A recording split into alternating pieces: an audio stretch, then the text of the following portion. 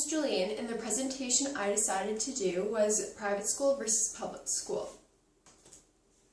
So what to choose as either a parent or a student can be difficult. So there are many different factors when deciding where to go to school, whether it be the location, the funding, the academics, even online schooling, or achievements. Each subject I'm going to share either my personal experience on or information I have researched. Location is one of the most important when deciding where to attend school, and that is because to figure out transportation, so either the school bus, walking, or parent or guardian driving the student. In most cases, when choosing the location of a school, many parents or guardians prefer to be close to school because it's easy for your student to get to school or to get home without having to get on a bus or driving them to school every day. The financial part to choosing where to go to school can be very important because if you decided to send your child to private school, it can be very expensive, and many parents ask themselves, what do they get out of that? Meanwhile, public school, it's a very low cost, whereas you're just paying the registration fee because it is government funded. Depending on the online school, it could be both less expensive than public school or more expensive. So a good question is, what does the tuition for private school go towards? Either the location of the school, so if it is in the city, it tends to be more expensive just because everything's close by and there's more population of people, whereas if it is around the suburbs, it's less expensive.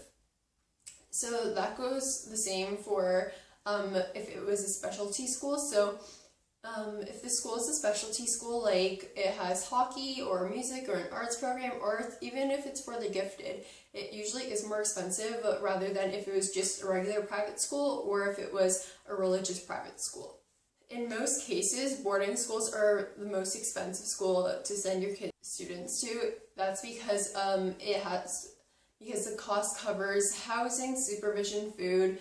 So where does your tuition go towards? So it goes towards staff salaries, facility improvements and maintenance. It also goes towards transportation and meal services, financial aid, and property taxes. For public school, it's a little bit different because it is government funded. So it is different because you're only paying for the registration fee. And I remember my school for public school was around $65, $70. And if you weren't able to pay for the registration fee, they had a little financial assistance and support that it would cover it for you. So extracurriculars for public school, I remember it was difficult for kids to do it from different towns because of the busing system. So at my school, there were no late buses, where I know some other schools do have late buses, and that would mean when you finish an extracurricular program, whether it's basketball, a music program, or an art program like drama, it would always finish either at 4 or 5 o'clock, and the buses would already be departed at 2:30. A lot of my friends had trouble joining these programs and sports and whatever else they were joining because of the transportation situation. And I think that's why the location plays a huge factor in when choosing where to go to school, because you want to be able to join extracurriculars and be involved in the school and be able to explore your interests and embrace them. Okay, so moving on to the next topic. So the next topic is academics. So academics. So for private school, there are many advantages to the academic part. So students tend to have more access to different materials and things they might need to use for either projects or just doing labs, anything like that. From what I researched, many teachers are very positive and open towards students with learning disabilities. So they'll sit down and help them learn differently, so that way they will understand, rather than if they were just to be in class and listen to the teacher talking.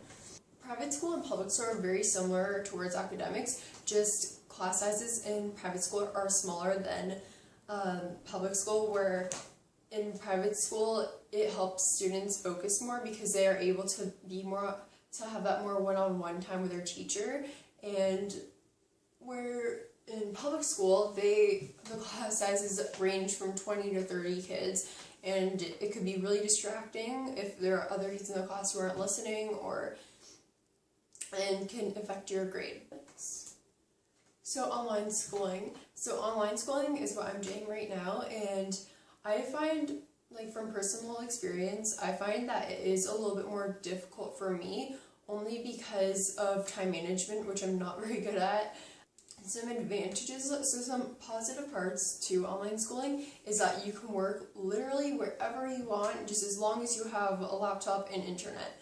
So another thing that I really enjoyed was you're able to go back and review all your notes and assignments without like ever losing them, or like they are all in order. Before every assignment, there's always like a little practice assignment that you submit, which I really like. But for online schooling as well, another problem that I really that really concerned me was in public school I was able to talk to other students and to get inspired about what they were doing and like saying and stuff, and that would kind of help me, whereas in online schooling you have no communication with other classmates, so that was kind of hard for me. For achievements, from the research that I did, private school, it said that private school does give you a better chance of getting a more successful job in the future. And I think that's because students are always on top of their work and they have no slack, whereas in public school the teachers kind of give you like extra days to finish assignments, where if you do have an assignment that is overdue, you can still hand it in with 10% off. Online schooling, when I didn't realize, like, I never knew how online schooling worked until I started doing it, and on the homepage, from whether it's like you're in grade 9 or grade 12, it gives you like a newsletter. You were able to see the different programs and things that are offered in university, and if you were in this course, maybe you're interested in this program. It reminds you when applications are due and when to tell your teachers to submit your marks and stuff like that. So I thought that was really cool, and it is really helpful. In conclusion, I hope this presentation was helpful, and I hope that the information I found from my research was right, and I hope my personal experience as well helped you. I hope you enjoyed my video, and thank you for watching. Bye!